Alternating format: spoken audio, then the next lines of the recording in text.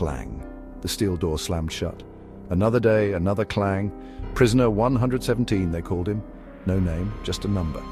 Days blurred into weeks, weeks into months. The cold grey walls were his world. The clanging bars, his only symphony. He ate without tasting, slept without dreaming. Hope, once a flickering flame, had long since died. He was adrift in a sea of despair, the shores of freedom a distant memory. Then one night everything changed. A storm raged outside, wind howling like a banshee. The lights flickered, then died. Silence, utter absolute silence. Prisoner 117 sat up, a surge of adrenaline coursing through him. This was it, his chance. He had meticulously studied the guard rotation, memorized the layout, prepared for this very moment.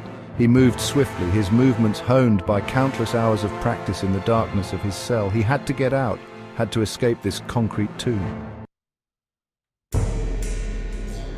The air hung heavy with the smell of ozone and anticipation. He navigated the labyrinthine corridors, his senses on high alert. The storm was his ally, masking his sounds, cloaking him in darkness. He crawled through ventilation shafts, picked locks, his heart pounding in his chest. Every creak, every groan of the aging prison sounded like an alarm, but he pressed on, fueled by a desperate hope he thought he had lost. He reached the outer wall, the storm raging around him. Lightning flashed, illuminating the barbed wire fence ahead. He could hear the distant shouts of guards, their flashlights cutting through the darkness. They were getting closer.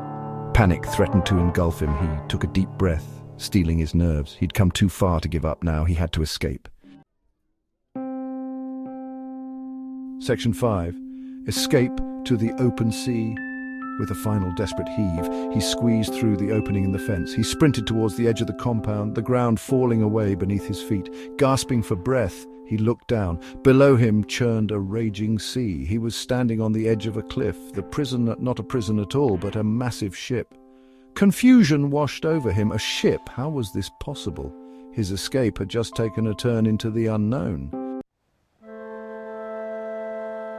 Section 6. An ocean of uncertainty. His carefully crafted plan, his hopes of land, of freedom, seemed to sink beneath the waves.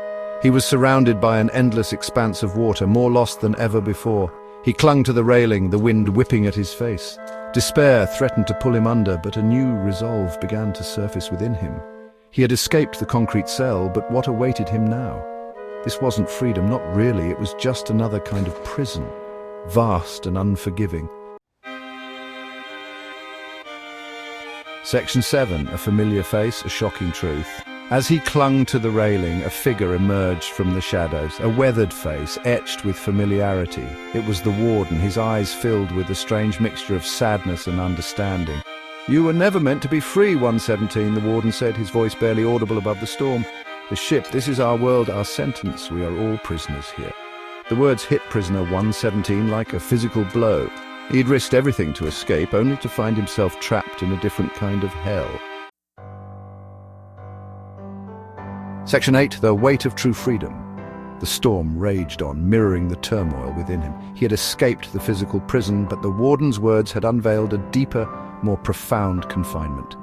Was true freedom ever attainable?